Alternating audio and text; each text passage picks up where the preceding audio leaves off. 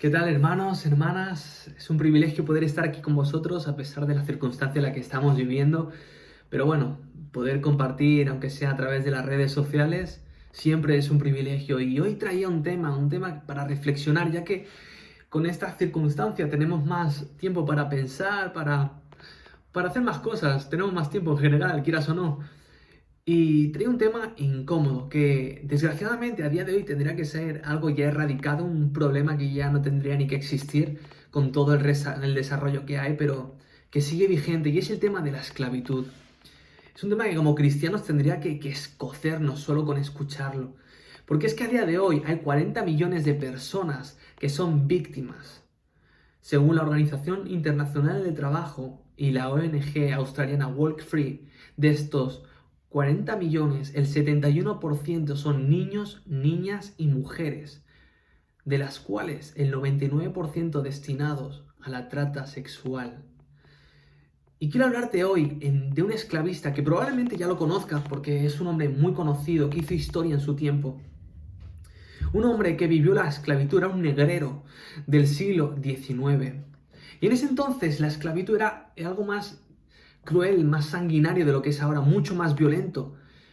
Para esa época lo que hacían estos negreros, esta gente, iban a países subdesarrollados, a países del continente africano, cogían mujeres, hombres, niños, los raptaban por la fuerza, por la violencia, probablemente los golpearan, los amenazaban y los metían en barcos donde venían hacinados. Muchos de ellos morían durante el trayecto, muchos de ellos venían desnudos de día y de noche, hiciera frío, hiciera calor, incluso cuando había sobrecarga en el barco.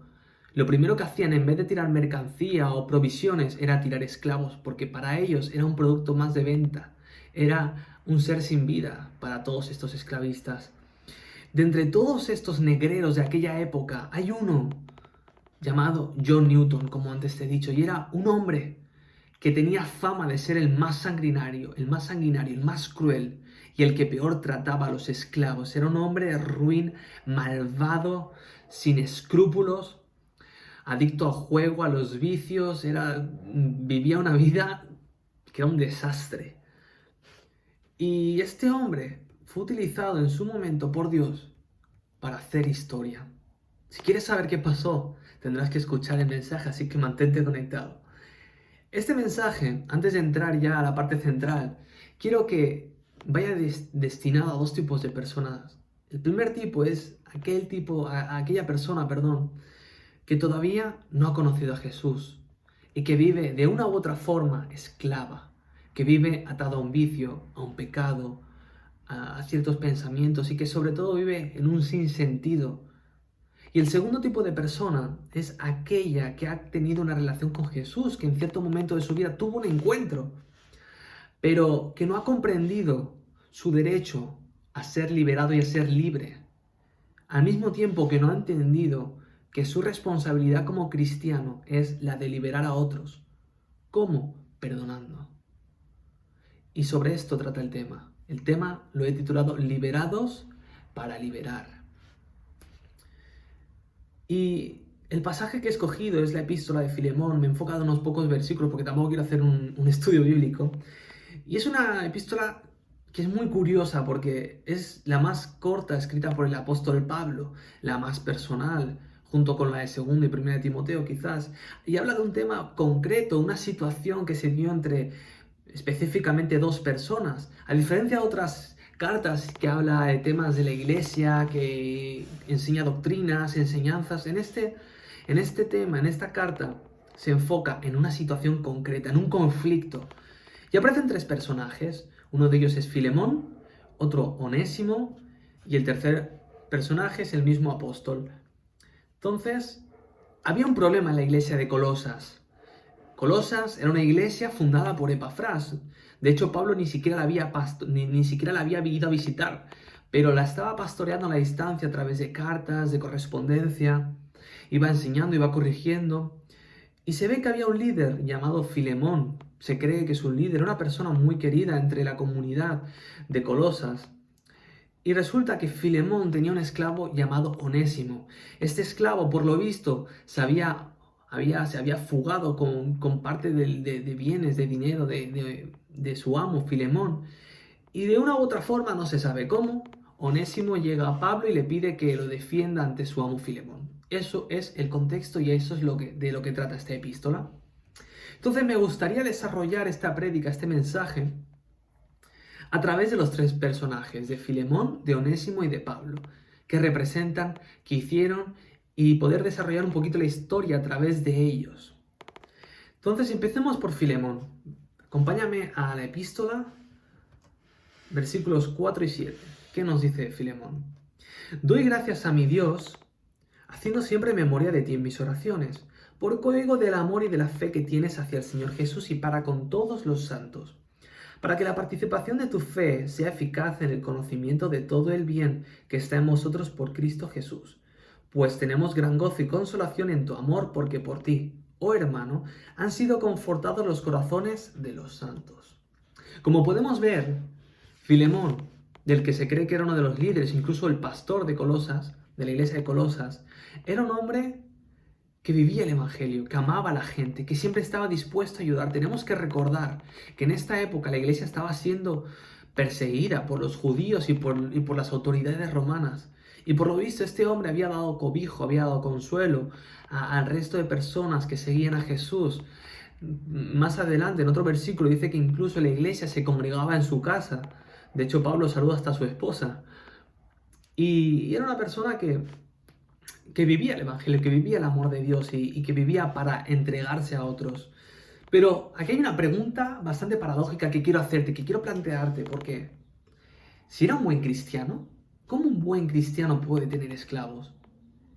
A mí personalmente, cuando lo leí por primera vez, era algo que no me cuadraba. Era una pregunta que me hacía hervir la cabeza. Pero leyendo y poder investigando un poquito el contexto, la esclavitud en la época romana era muy diferente. Era muy, muy diferente a como la conocemos hoy en día. La esclavitud en ese entonces muchas veces era un medio para la persona para poder obtener un techo, un hogar. Mucha gente se vendía a sí misma como esclavos para poderse garantizar un sustento. En otras ocasiones era un método para pagar deudas pendientes. Y incluso el esclavo tenía derechos, podía tener otros esclavos, podía tener dinero, podía tener propiedades, comprarlas, venderlas, podía incluso comprar su propia libertad.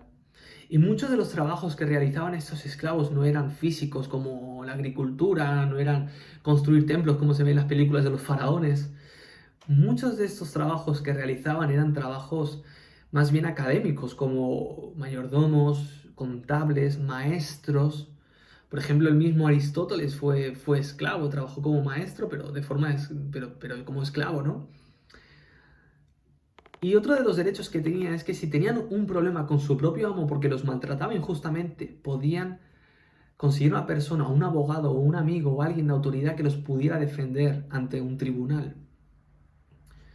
En ese caso, si huían para buscar una persona que los defendiera, no estaban considerados fugitivos, estaban protegidos por la ley y el amo no podía tomar represalias. Otra cosa es que se fueran por irse, por querer desaparecer. Ahí sí.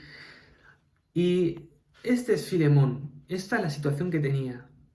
Es traicionado por su esclavo que ha huido y le ha robado. Probablemente si tenía acceso a sus bienes, a su dinero, es que era un esclavo de confianza. Puede que fuera el mayordomo, puede que fuera su mano derecha, el contable. Era una persona que sea como fuera, se había ganado la confianza de Filemón y lo había traicionado. Entonces, claro, Filemón tenía derecho legal para exigir justicia. Él no sabía que Onésimo había ido a buscar a Pablo para que lo defendiera. Pero Filemón tenía derecho legal, amparado por la justicia romana, para exigir que trajeran de vuelta a Onésimo y poder castigarlo incluso con azotes y latigazos. Pero Pablo le quiere enseñar una lección. Acompáñame al versículo 10. Te ruego por mi hijo Onésimo, a quien engendré en mis prisiones, el cual en otro tiempo te fue inútil, pero ahora a ti y a mí nos es útil. Pablo estaba en medio. Onésimo, como he dicho antes, no se sabía si había sido pillado por fugitivo, por huir, o si había acudido explícitamente e intencionalmente a Pablo para que intercediera por él. La cosa es que Onésimo llega a Pablo y Pablo quiere enseñarle una lección a Filemón. Una lección que no la quería enseñar de forma doctrinal, sino de una forma práctica. De una forma que quedara registrada en su memoria. Entonces, Pablo podía haber hecho uso de su autoridad apostólica, ya que en el versículo 8 dice: tengo mucha libertad en Cristo para mandarte lo que te conviene, pero más bien te ruego por amor, siendo como soy, Pablo ya anciano y ahora además prisionero de Jesucristo. Era voluntario. Pablo no le estaba diciendo: te pido, te exhorto, te obligo a que lo perdones. No. Le estaba queriendo enseñar una lección.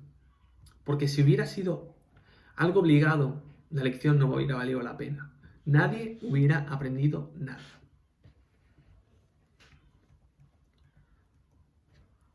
Porque como cristianos estamos obligados, tenemos la responsabilidad de ser liberados.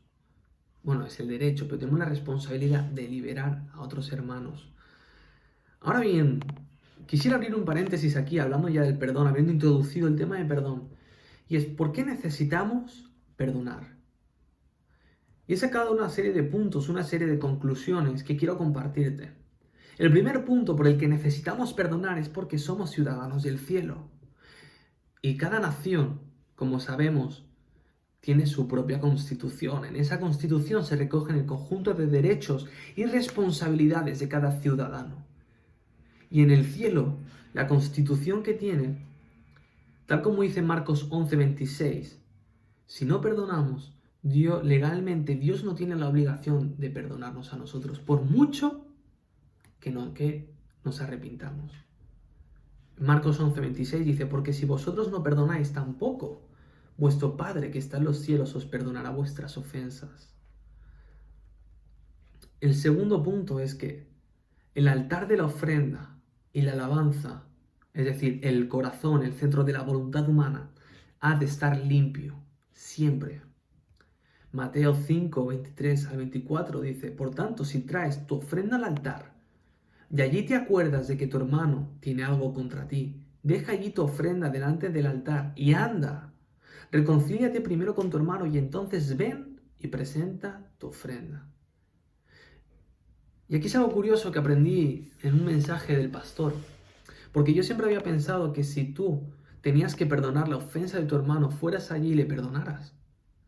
Pero es que lo curioso es que aquí no menciona eso. Yo dice simplemente que si tú tienes un problema con tu hermano, ves e intentas solucionarlo. Siempre que esté en tu mano, intenta solucionarlo antes de ofrecer tu sacrificio, antes de ofrecer tu alabanza y adoración. Mantén tu corazón limpio. Ya luego, si el hermano no quiere perdonar, ya no es cosa tuya, pero tu responsabilidad es que mientras esté de tu mano, hacer que ese conflicto desaparezca. El tercer punto es que la falta de perdón impide la comunión con Dios y que podamos ser usados por Él. El cuarto punto es que la falta de perdón nos esclaviza, hunde y amarga, y nos priva de una libertad que ya nos ha sido dada. Es como si yo le regalo, como si te regalan un coche nuevo de estos que son híbridos, que tiene de todo, de estos que aparcan solos. Tú tienes un coche antiguo, una chatarra que se te cala cada 2x3, te lo regalan el coche nuevo con la llave en la mano, con el combustible a tope, listo para que lo uses, todo pagado, seguro pagado, todo. Y decidas usar el coche antiguo. Un coche que solo te da dolores de cabeza, que solo te da gastos, que solo te amarga. Así es cuando no perdonamos. No disfrutamos de una libertad que ya nos ha sido dada en la cruz. El siguiente punto es que la falta de perdón nos quita la salud. Está demostrado que muchas enfermedades físicas y nerviosas, incluso mentales, están están ocasionadas por el estrés, la angustia, por la falta de perdón y por las situaciones no resueltas. Proverbios 17:22 y la nueva traducción viviente dice: el corazón alegre es una buena medicina, pero el espíritu quebrantado consume las fuerzas. Otras versiones dice: seca los huesos. Perdonar. Se ha demostrado en varios estudios médicos que perdonar reduce el estrés, la posibilidad de sufrir cardiopatías, reduce el dolor físico, reduce la presión arterial, aumenta los años y calidad de vida y evita que suframos enfermedades psicosomáticas, que son todas aquellas enfermedades que no tienen un origen, una causa física, sino mental. Y como último punto por el que necesitamos perdón es que el amor florece, en contraste con el anterior. Proverbios 17:9 dice: cuando se perdona una falta, el amor florece, pero mantenerla presente separa a los amigos íntimos. Así que la consecuencia directa del perdonar es que el amor, ese amor que tanto demanda el Padre, surge. La paz, la alegría, el gozo, y podemos disfrutar plenamente de las bendiciones que Dios nos dio. Finalmente, hablando de Filemón, en el versículo 21, Pablo le dice: te he escrito confiado en tu obediencia, sabiendo que harás aún más de lo que te digo. A pesar de que probablemente no se conocieran Pablo y Filemón en persona, Pablo conocía y sabía cómo era el interior de Filemón. Había escuchado por otras personas cómo era. Y qué importante es tener testimonio, qué importante que sean otras personas las que hablen de ti y no tú mismo. Que sea tu comunidad la que te promueva, tu comunidad la que busque promocionarte, la que reconozca tus talentos, tu labor. Y todo este trabajo había llegado a los oídos de Pablo. Y era tan grande, tan buena la reputación y el testimonio que Filemón tenía, que Pablo le dice: sé que harás esto, sé que tu corazón es bueno, sé que tu corazón está dispuesto a perdonar, por más que te duela.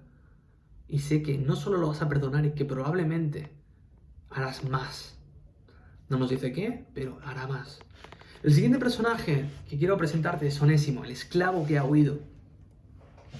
Como he dicho, no se sabe a ciencia cierta si Onésimo buscó a Pablo de forma intencional o si cayó preso por huir de su amo a pendiente de juicio. Llegó a Pablo como esclavo. Acompáñame al versículo 10 a 16.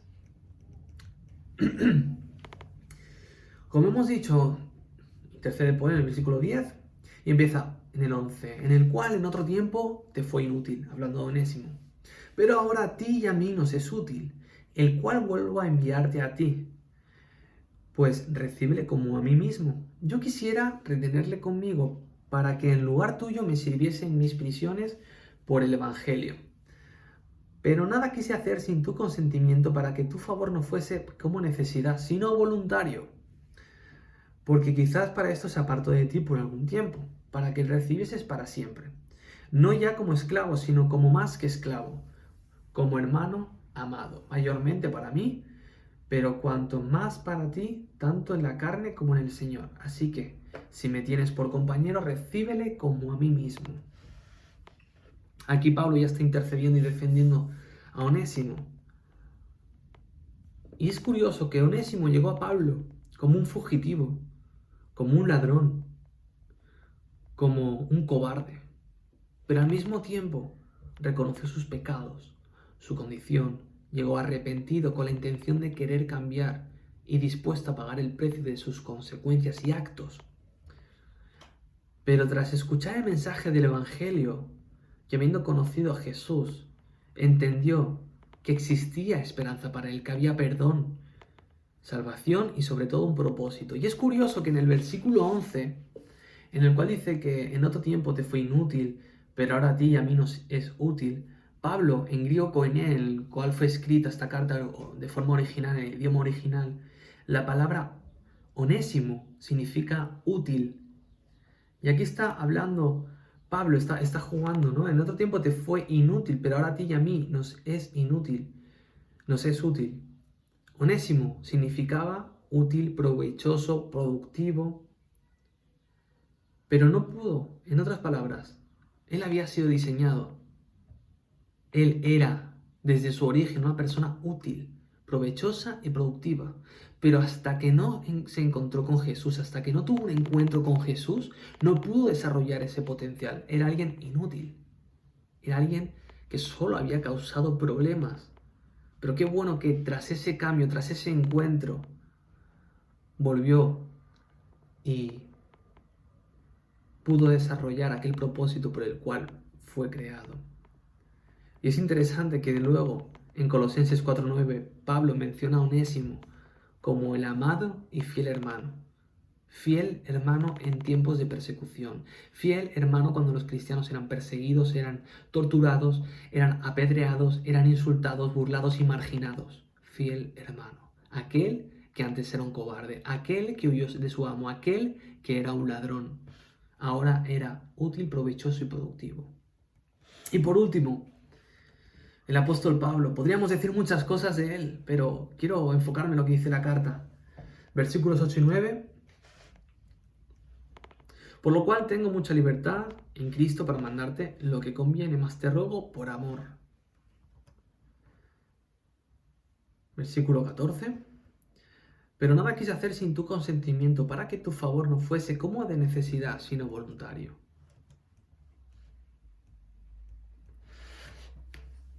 Pablo no quería usar su autoridad como un tirano, quería dar una lección. Y quería enseñar que perdonar, aunque duele porque duele, perdonar es una decisión y acción libre, voluntaria, no viene por un sentir. Y ahora aquí viene el pasaje clave, para mí el pasaje central de este pasaje, de este capítulo, que dice: y si en algo te dañó o te debe, ponlo a mi cuenta. Yo, Pablo, lo escribo de mi mano y yo lo pagaré, por no decirte que aún tú mismo te me debes también. Perdonar duele, pero es nuestra obligación. Pablo en este momento está ejemplificando a Cristo. Él decía: ser imitadores de mí como yo de Cristo. Y en este momento es cuando había llevado a la culminación, porque se presentó en este conflicto como el abogado, el defensor de los débiles, de los pobres, del culpable. Se presentó para tomar sobre sí las consecuencias de los errores ajenos. Él estaba dispuesto no solo a defender a Onésimo, a alguien que no merecía ser defendido. Él estaba dispuesto a defenderlo y a pagar las consecuencias de su delito, de su robo. A pesar de que Onésimo no lo merecía. Y ya para concluir, todos podemos identificarnos con uno u otro personaje, tanto como Onésimo como con Filemón. Porque todos hemos sido Onésimo alguna vez en nuestra vida, todos hemos querido huir de nuestros problemas, hemos querido mirar hacia otro lado para evitar así mirarnos en el espejo y ver nuestras faltas, nuestros pecados, nuestra vergonzosa condición, ¿no? Hemos querido no hacernos consecuentes ni responsables de nuestros errores, que incluso no solo nos han dañado nuestra propia vida, nuestra salud, nos han privado de muchas bendiciones, incluso hemos hecho daño a terceras personas. Pero qué bueno saber que como Onésimo tenía Pablo, nosotros tenemos a un defensor, un abogado, que no solo está dispuesto a defendernos, sino a pagar el precio, a pagar las consecuencias, que es Jesús. Y ese es el que ejemplifica el primer tipo de personas, aquellos que no han conocido a Jesús. Porque así como Onésimo, Dios quiere que liberarte y hacer que pases de ser inútil, que vivas sin sentido, sin propósito, a que vivas una vida con sentido pleno, con propósito, que seas productivo, que seas de bendición. Dios está esperando a liberarte, a pagar el precio por ti. Muchos de nosotros también hemos sido o somos Filemón. Ese es el segundo tipo de personas del que quería hablar. Muchas veces seguimos en la iglesia, pero vivimos con ofensas en nuestro interior. Vivimos ofendidos con un hermano, con el otro. Y no nos damos cuenta de que estamos atando a las personas cuando nosotros se nos ha mandado a liberar de dos formas: predicando el Evangelio, dando esperanza y al mismo tiempo perdonando a aquellas personas que nos han hecho alguna ofensa. Y como antes he dicho, incluso si son las personas que nosotros les hemos hecho daño, que también intentar arreglar esa situación. Y este es un buen momento para reflexionar y hacer una llamada o mandar un WhatsApp a aquella persona con la que sabemos que tenemos una cuenta pendiente.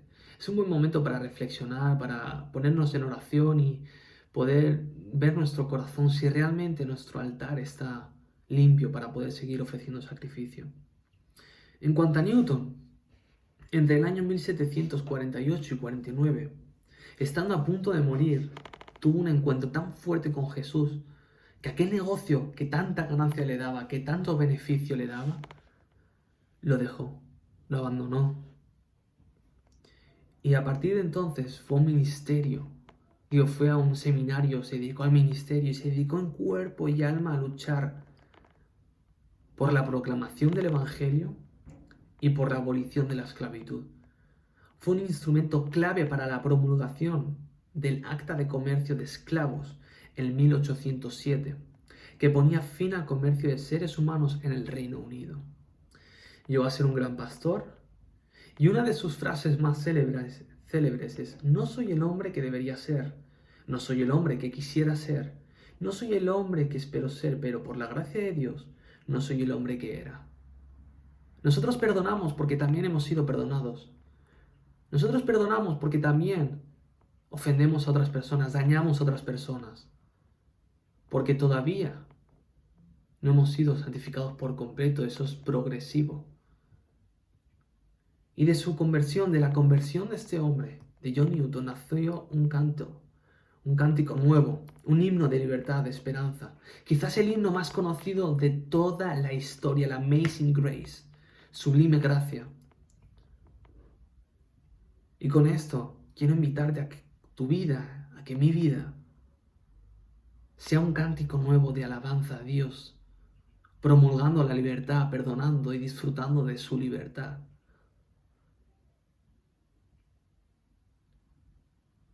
Así que reflexionemos, pensemos en este tiempo, en aquella persona con la que tenemos algo pendiente y que nuestra decisión, que nuestro acto sea un himno de alabanza.